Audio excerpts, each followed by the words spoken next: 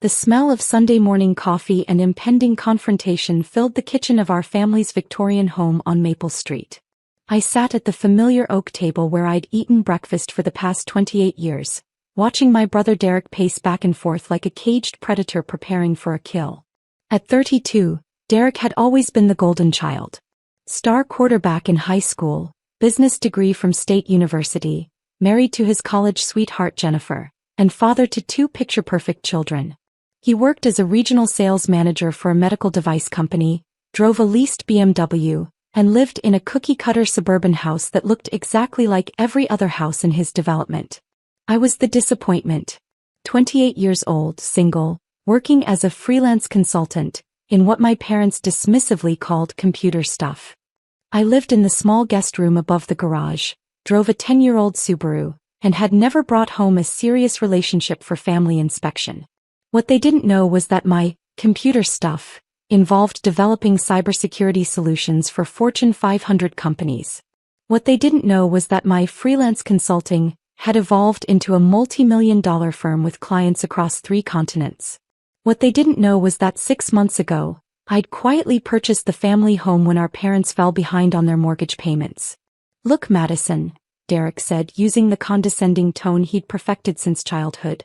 "We've all been patient with your situation. But enough is enough." Our parents, Robert and Linda Thornton, sat across from me at the table. Dad looked uncomfortable, avoiding eye contact as he stirred his coffee for the 3rd time. Mom kept glancing between Derek and me with the expression of someone watching a car accident in slow motion. "What Derek is trying to say," Mom interjected diplomatically, "is that we think it's time for you to find your own place. Establish some independence." Jennifer nodded from her position leaning against the kitchen counter, her arms crossed in judgment. "It's not healthy for someone your age to still be living at home. Our kids are already asking questions about why Aunt Madison doesn't have her own house." I took a sip of my coffee, savoring both the rich flavor and the irony of the situation. "What kind of questions?" "Whether you're capable of taking care of yourself," Derek supplied with a smirk. "Whether you have some kind of problem that prevents you from functioning like a normal adult." The kitchen fell silent except for the steady tick of the antique clock on the wall. Through the window, I could see the carefully maintained garden where Mom spent her mornings, the garage where Dad worked on his vintage Mustang, the oak tree where Derek and I had built a treehouse 20 years ago. This house held decades of memories. Birthday parties and Christmas mornings, homework sessions at this very table, late-night conversations on the front porch. It was the foundation of our family's identity, the one constant through all of life's changes. And now it was mine. "I see," I said calmly. "And you've all discussed this among yourselves?" "We've been talking about it for months," Derek confirmed. "Mom and Dad are too polite to say it directly, but your presence here is becoming problematic." Dad finally looked up from his coffee. "Madison, sweetheart, we're not throwing you out. We just think it might be time for you to spread your wings. Find your own path." "The path I've been on for the past 5 years isn't sufficient?" Derek scoffed. "What path? Working on computers in your pajamas? Never leaving the house except to buy groceries? When was the last time you even went on a date?" "My personal life is my business, Derek." "Not when it affects the whole family," Jennifer added. "The kids' friends come over and ask why their aunt lives in the garage like some kind of hermit. It's embarrassing." I set down my coffee cup and reached for my briefcase, which I'd strategically placed beside my chair. "So you want me to move out?" "By Monday," Derek confirmed, his confidence growing as he sensed victory. "That gives you a week to find somewhere else to live. Mom and Dad have been more than generous letting you stay here this long. Pack your bags, loser," he added with a smirk that reminded me exactly why I'd stopped trying to maintain a relationship with him years ago. Mom and Dad agreed. "You're out." I opened my briefcase and pulled out a thick manila folder. "That's interesting, Derek, because I have some paperwork here that might complicate your timeline." "What kind of paperwork?" Mom asked, her voice carrying the first note of concern I'd heard all morning. I calmly pulled the property deed from my briefcase, spreading it across the table so everyone could see the official letterhead and legal formatting. "Actually, I bought this house from them last year." The silence that followed was deafening. Derek's confident smile began to crack like ice on a warm day. Jennifer straightened up from her casual lean against the counter. Mom's hand flew to her throat in that gesture she made when truly shocked. Dad was the first to speak. Madison, what is that? It's the deed to this house, Dad. Transferred from Robert and Linda Thornton to Madison Thornton on March 15th of last year. I pointed to the signatures at the bottom of the document. Those are your signatures. Derek lunged forward, grabbing the deed with trembling hands. His eyes scanned the document frantically, looking for any sign that it was fake or fraudulent. But the signatures were real, the notary seal was official, and the legal language was ironclad. This is impossible, he whispered. Is it? I opened my laptop, which had been sitting innocuously beside my breakfast plate. Would you like to see the bank transfer records? The mortgage payoff documentation? The title insurance policy? Mom sank back in her chair. But you never said. You never asked, I replied gently. When you were 3 months behind on mortgage payments and facing foreclosure, you never mentioned it to me. When the bank sent the final notice, you handled it privately. So I handled the solution privately. Dad's face had gone pale. The mysterious investor who paid off our mortgage was me. Through my company, Thornton Consulting Solutions. I pulled up another document on my laptop.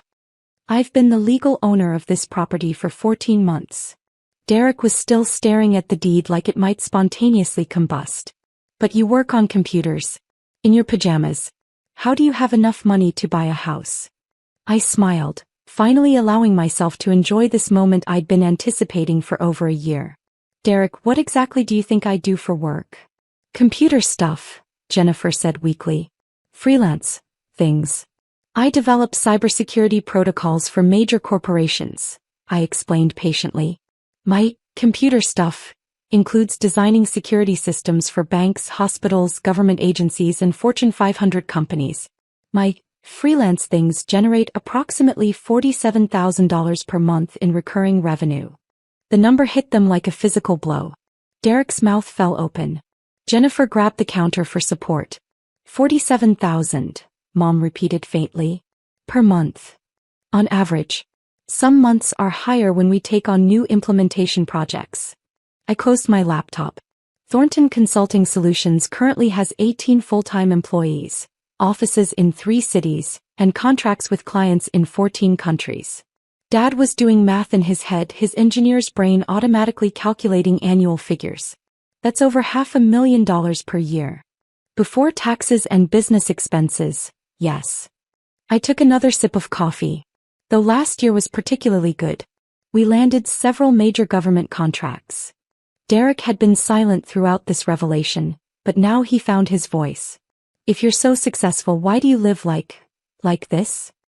He gestured around the modest kitchen at my simple clothes, at the life he'd been mocking minutes earlier. Like what, Derek?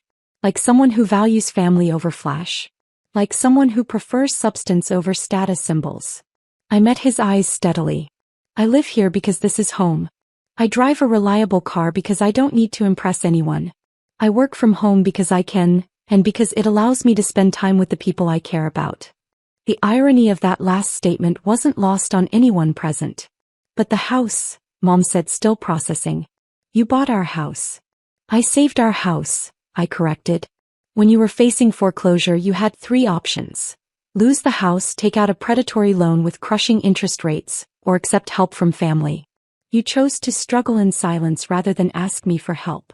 Dad looked stricken. We didn't want to burden you with our problems. So instead you let me solve them without telling me there was a problem to solve. I opened the deed again, pointing to specific clauses. I structured the purchase to allow you to continue living here as long as you want. No rent, no mortgage payments, no conditions except basic property maintenance. Derek was scanning the document again, his sales manager brain finally catching up. Wait. If you own the house, then we can't kick you out. We can't make you leave. Correct. But that means... He stopped, realizing the full implications. That means, Derek, I said slowly, that if anyone's moving out by Monday, it would be you and your family. You don't live here. You're guests when you visit. Jennifer made a small choking sound. But we assumed, we thought. You thought Mom and Dad owned this house so you could pressure them to evict me. I closed the deed and slipped it back into my briefcase. You thought wrong. Derek slumped into a chair, his earlier bravado completely deflated. How long have you been planning this? I wasn't planning anything, Derek. I was responding to circumstances. When I learned about the foreclosure threat, I acted. When you decided to stage this intervention, I prepared. Mom reached across the table, her hand covering mine. Madison, why didn't you tell us? About your business, your success, the house. I looked at her fingers, remembering all the times those hands had comforted me during childhood's scraped knees and teenage heartbreaks. Because I wanted to see who I really was to this family. Not who I could be if I were wealthy, but who I was when you thought I was unsuccessful. The truth of that statement settled over the kitchen like morning mist. Dad pushed back from the table, walking to the window where he stood looking out at the garden. We treated you like a failure, he said quietly. You treated me like someone whose value you couldn't measure using your traditional metrics, I replied. Success to you meant a corner office, a mortgage, a spouse, children. When I didn't fit that model, you assumed I was broken. Derek was still holding his head in his hands. Jesus, Madison. $500,000 a year and we've been treating you like some kind of charity case. The money isn't the point, Derek. Then what is the point? Jennifer asked, her voice sharp with frustration. I stood up, gathering my briefcase and laptop. The point is that you never asked about my dreams, my goals, my definition of success. You never wondered if I might be happy with my choices. You just decided I was failing and appointed yourselves as my intervention committee. So what happens now? Dad asked, turning from the window. Now you decide what kind of family we're going to be going forward. I headed toward the stairs that led to my room. You can continue to see me as the disappointing daughter who needs to be managed and corrected. Or you can start seeing me as the person who's been quietly supporting this family for over a year. Supporting how? Mom asked. I paused at the foot of the stairs. Mom, who do you think paid for your new roof last summer? Dad, where did the money come from for your Mustang restoration? Derek, how do you think your kid's private school tuition got mysteriously covered when you were laid off for 3 months? The silence that followed was profound. I could see them processing, remembering anonymous gifts and unexpected windfalls they'd never questioned. Anonymous donations to the school, Derek whispered. The scholarship that covered tuition. The insurance settlement that was higher than expected, Dad added.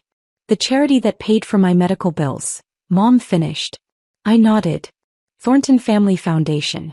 A nonprofit I established to help family members who are too proud to ask for help directly. Derek looked up at me with something approaching awe. You've been taking care of all of us. I've been taking care of family, I corrected. Because that's what family does, even when family doesn't recognize or appreciate it. Jennifer spoke for the first time in several minutes. Madison, I owe you an apology. We owe you several apologies. You owe me recognition, I said simply. Recognition that success comes in many forms, and that love doesn't require conformity. I started up the stairs, then paused again.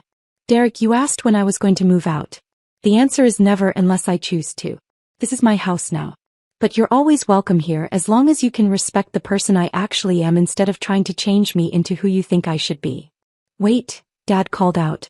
Madison, can we start over? Can you tell us about your work, your company? Help us understand what we've been missing. I turned back to look at them, seeing genuine curiosity for the first time in years. I'd like that, Dad. But let's start with something simpler. How about we have dinner together tonight and instead of talking about what's wrong with my life, you ask me what's right with it. Mom smiled through tears I hadn't noticed her shedding. I'd love to hear about your work. Really hear about it. And maybe, Derek added quietly, you could explain how someone making $500,000 a year ends up living in their parents' garage. I laughed, the first genuine laugh I'd shared with my family in months. Former parents' garage. It's my garage now. And I live there because it's quiet, it has great internet connectivity, and it's close to the people I love, even when they drive me crazy. As I headed up to my room, I heard Derek say to Jennifer, we need to call the kids and cancel this afternoon's plans. I want to have dinner here tonight. What should I tell them? Jennifer asked. Tell them their Aunt Madison has some very cool things to show them about computers. I smiled, closing the door to my room behind me. My phone was already buzzing with client calls and project updates. Thornton Consulting Solutions never slept, and I had 3 international conference calls scheduled for the afternoon. But tonight, for the first time in years, I'd be having dinner with family who actually wanted to know who I was. And maybe, just maybe, they'd finally understand that success isn't about where you live or what you drive. Sometimes it's about having the resources to save your family's home and the wisdom to let them discover your worth in their own time. The next morning, I came downstairs to find Derek sitting at the kitchen table with his laptop open, reading something intently. "Morning," I said, pouring myself coffee from the pot he'd apparently started. "I've been up all night reading about cybersecurity," he said without looking up. "Did you know that data breaches cost companies an average of $4 million each?" "I did know that. It's why my services are in such demand." He closed the laptop and looked at me with new respect. "Madison, I need to ask you something, and I want you to know I'm asking as your brother, not as someone who's trying to manage your life." "Okay. Would you be willing to consult for my company? We're a medical device manufacturer, and after reading about healthcare cybersecurity threats all night, I'm terrified we're not properly protected." I sat down across from him, seeing genuine concern rather than condescension for the first time in years. "I'd be happy to do a security assessment, though you should know I don't give family discounts." He laughed. "After what you've done for this family, I'd be insulted if you did." Mom appeared in the doorway, still in her robe. "Is it too early to ask more questions about your work? I've been thinking about our conversation last night." "It's never too early for genuine questions, Mom." She sat down next to Derek, cradling her coffee mug. "I want to understand something. When you said you valued family over flash, what did you mean exactly?" I thought about how to explain it in terms she'd understand. "I mean that I'd rather live in a house filled with people I love than a mansion where I'm isolated. I'd rather drive a reliable car that gets me where I need to go than lease something expensive that impresses strangers.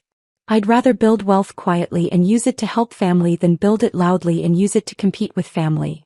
"But we almost kicked you out," Derek said, shame coloring his voice. "You almost tried to kick me out," I corrected with a smile.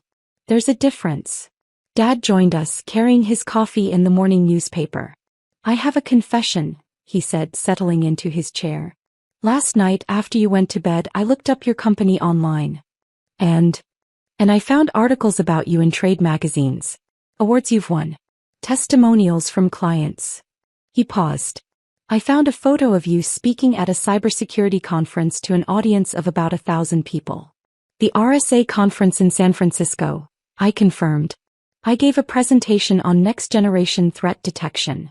"You were wearing a business suit," Mom said. "You looked so professional, so confident." "I am professional, Mom.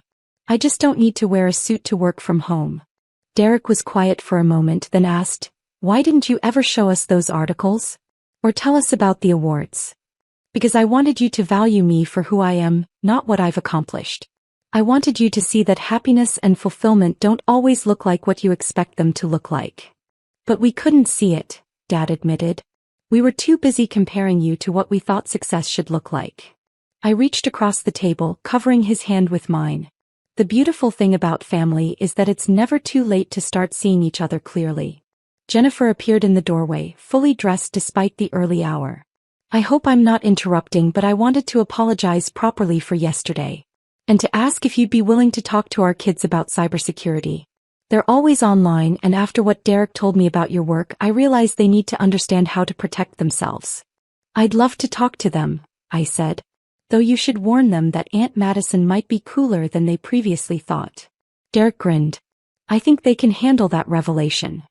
As my family sat around the kitchen table, asking genuine questions about my work and my life, I realized that the house ownership revelation wasn't really about property or money.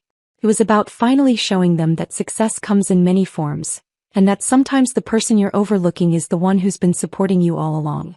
The Victorian house on Maple Street was more than just a building I'd purchased to save from foreclosure. It was the foundation for rebuilding relationships that had been damaged by misunderstanding and false assumptions. And now, finally, it felt like home again.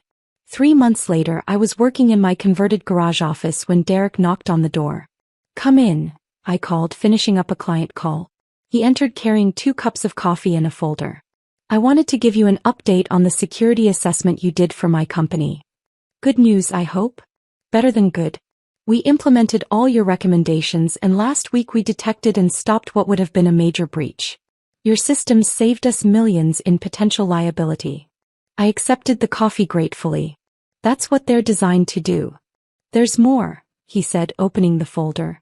My CEO was so impressed that he wants to recommend your services to our parent company. They have operations in 12 countries and have been looking for a cybersecurity firm that understands global compliance requirements. I looked at the contract proposal he'd handed me. The scope was enormous, the timeline ambitious, and the compensation substantial. Derek, this is a multi-million-dollar engagement. I know. My little sister is apparently a very big deal in the cybersecurity world. I laughed. Your little sister is just good at what she does.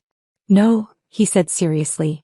My little sister is exceptional at what she does, and I'm proud to tell people that we're related. Through the window, I could see Mom working in her garden, Dad tinkering with his Mustang, and Jennifer's kids playing on the same lawn where Derek and I had played 25 years ago. The house was still mine, but now it felt like it belonged to all of us in the way it was meant to. Not as property to be fought over, but as a foundation for family to grow on. Derek, I said, thank you. For what? For finally asking the right questions. He smiled. Thank you for being patient enough to answer them. Sometimes the best revenge isn't proving people wrong about you. It's giving them the chance to discover they were wrong about what really matters.